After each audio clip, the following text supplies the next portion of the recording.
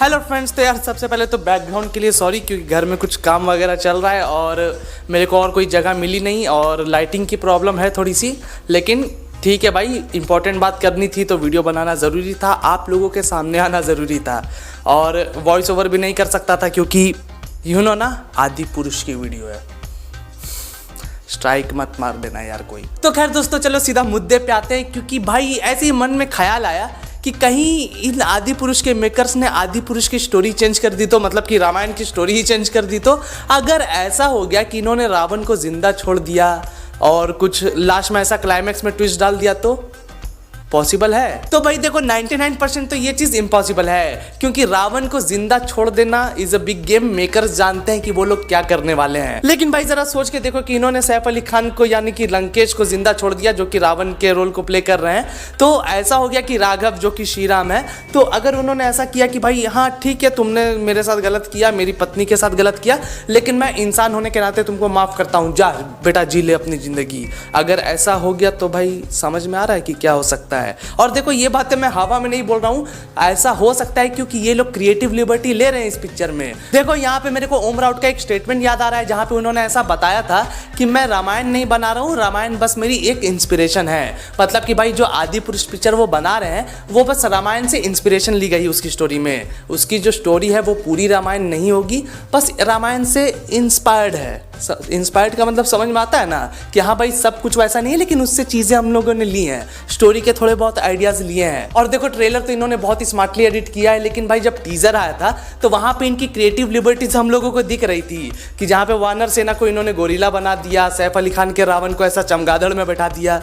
चमगादड़ ही था ना वो, जो भी था, ड्रैगन था, हाउस ऑफ ड्रैगन वाला ड्रैगन था। बात यह कि जो पुष्पक विमान है उसको तुमने ड्रैगन बना दिया, जहाँ पे वानर सेना है वहाँ पे गोरिल्ला बना दिया। और दोस्तों देखो, इन सभी के अलावा जो सबसे बड़ी कंप्लेंट होगी मेरी वो ये है कि अगर आपने बाकी वानर सेना और जो बड़े बड़े कैरेक्टर्स है जैसे कि नल, नील और अंगद, इन सबको जब आप लोगों ने CGI से ही बनाया है, तो हनुमान जी को ऐसा इंसान क्यों बनाया? उनको भी CGI से ही बना देते।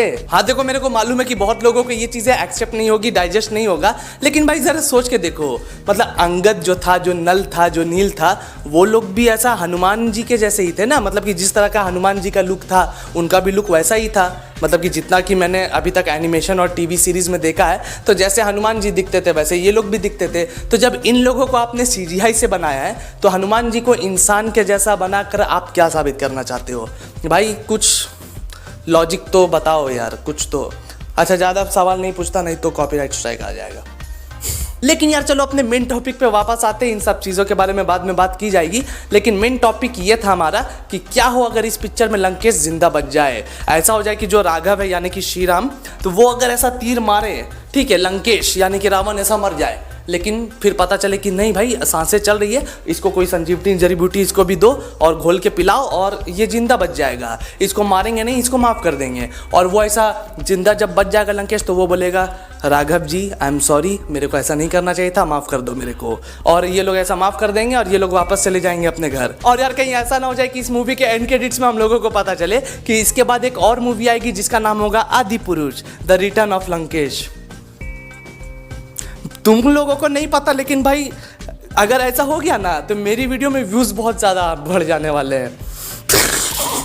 नहीं यार ज़रा सोच के देखो कि अगर ऐसा सच में हो गया, मतलब कि ये लोग एक यूनिवर्स बनाने की कोशिश करें कि भाई हम लोग तो रामायण को एक अलग तरीके से डिपिक्ट करेंगे, इसके ऊपर एक अलग यूनिवर्स बनाएंगे जैसे कि बाकी सारे यूनिवर्सेस चल रहे हैं, तो भाई ऑडियंस का रिएक्शन क्या होगा? देखो यार पर्सनली मेरे को कोई प्रॉब्लम नहीं है अनलेस कि ये रामायण की स्टोरी ना हुई तो, लेकिन सच तो ये है कि ये रामायण की स्टोरी है और इसको बदला नहीं जा सकता। लेकिन यार अगर आप सीरियसली मुझसे इस बारे में पूछो कि क्या रामायण के ऊपर एक अलग तरह की सीरीज या फिर एक अलग तरह के यूनिवर्स बनाने की कोशिश की जाए तो क्या वो वर्क करेगा? तो आई थिंक कि हाँ वर्क कर सकता है, लेकिन भाई आपको ये भी ध्यान रखना पड़ेगा कि रामायण जो है वो कोई नॉर्मल टॉपिक नहीं है। रामायण लाइट भी गई। तो देखो मैं कह रहा था कि अगर रामायण को ये लोग अलग तरीके से बनाना चाहें तो हाँ भाई, क्रिएटिव लिबर्टी और क्रिएटिव फ्रीडम है, उनकी चॉइस है, वो लोग ऐसा कर सकते हैं। लेकिन उनको ये भी ध्यान रखना होगा कि रामायण कोई आम टॉपिक नहीं है। रामायण से जो इंडियन ऑडियंस है, इंडियन ऑडियंस क्या यार, देश में और विदेश में जितने भी हिंदू लोग हैं, मतलब कि जितने भी हिंदू भाई बहन हैं, वो लोग, और यार सिर्फ हिंदू भाई नहीं यार, मेरी भी आस्था जुड़ी हुई है यार, क्या हिंदू मुस्लिम, हाँ, कहने का मतलब ये है कि करोड़ों लोगों की आस्था इस रामायण के टॉपिक से जुड़ी हुई है। और इसलिए अगर आप इसको चेंज करने की कोशिश करते हो, ठीक है, तो रेडी रहना, बैकलैश मिल सकता है, गालियाँ मिल सकती हैं और इवन बैन भी हो सकते हो। तो इसलिए इन सारी चीज़ों के लिए तो आपको रेडी रहना पड़ेगा। हाँ देखो, अगर मेकर्स सच में आदि पुरुष के क्लाइमैक्स को चेंज करते हैं, देखो ये भाई कोई न्यूज़ नहीं है, मैं बस एक चीज़ बता रहा हूँ, ठीक है। तो मान लो कि मेकर्स ने आदि पुरुष में चेंजेस किए, रामायण की स्टोरी से छेड़छाड़ की और एंडिंग बदल दी या फिर कुछ अलग कर दिया, तो जब ऑडियंस उनको बैकलैश देगी, बॉयकॉट करेगी या फिर कुछ भी ऑडियंस अपना गुस्सा जाहिर करेगी, तो वो लोग एक चीज़ रख सकते हैं कि हाँ भाई ये तो बस एक मिथ है और हम लोग बस ऐसे ही क्रिएटिव फ्रीडम का यूज़ कर रहे हैं। तो हाँ, आपकी बात सही है, आप क्रिएटिव फ्रीडम का यूज़ कर रहे हो, लेकिन भाई ये एक डिबेटेबल टॉपिक है कि रामायण सच में हिस्ट्री है या फिर मिथ। कुछ लोग बोलते हैं कि भाई मिथ है, कुछ लोग रियलिटी है, लेकिन इससे फ़र्क नहीं पड़ता। फ़र्क क्यों नहीं पड़ता? क्योंकि भाई दुनिया भर के 99% हिंदू जो है वो इस बात में बिलीव करते हैं कि श्री राम सच में थे और ये एक रियलिटी है, ये कोई मिथ नहीं है। तो जब दुनिया भर के करोड़ों हिंदू इस बात पर विश्वास करते हैं कि रामायण उनकी हिस्ट्री है, कोई मिथ नहीं है, तो भाई बैकलैश के लिए तैयार हो जाओ। तुम खुद को सही साबित नहीं कर पाओगे, क्योंकि ये प्रूव ही नहीं किया जा सकता। और भाई इसलिए जब इस तरह के सेंसिटिव टॉपिक्स पे मूवीज बनाई जाती है जिससे लोगों का धर्म जुड़ा हुआ हो, उनकी आस्था जुड़ी हुई हो, तो दिक्कत है भाई, क्योंकि आप क्रिएटिव फ्रीडम ज़्यादा नहीं ले सकते, मैं भी नहीं ले सकता। जितना बैकलैश मैं किसी स्पाइडरमैन या बैटमैन की मूवीज़ को दे सकता हूँ या फिर दुनिया के किसी मूवी को भी बैकलैश दे सकता हूँ या फिर अपनी एक ऑनेस्ट ओपिनियन दे सकता हूँ, उतना मैं आदि पुरुष पे नहीं दे सकता। क्योंकि अगर मैं कुछ ज़्यादा बोल गया तो ऑडियंस कहीं ना कहीं उनके सेंटिमेंट्स हर्ट हो सकते हैं। तो इस बात का मेरे को भी ध्यान रखना पड़ता है, एज अ कॉन्टेंट क्रिएटर भी मेरे को इस बात का ध्यान रखना पड़ता है। तो आप तो फिर भी मूवी मेकर हो, आपने पिक्चर बनाई है, तो आई होप कि मैं गलत साबित हूँ, क्योंकि ये बस मेरे एजम्पशंस हैं कि अगर इन्होंने कुछ ऐसा स्टोरी में चेंजेस कर दिए तो। लेकिन भाई स्टोरी में चेंजेस नहीं होने चाहिए। रामायण की जो स्टोरी थी उसका मैं पर्सनल बहुत बड़ा फ़ैन हूँ रामायण का, और जो श्री राम का कैरेक्टर है मैं उसका भी बहुत बड़ा फ़ैन हूँ बचपन से। तो जिस तरह की स्टोरी है वैसे ही दिखाओ, बस विजुअली अच्छा रखो। किन से बोल रहा हूँ मैं?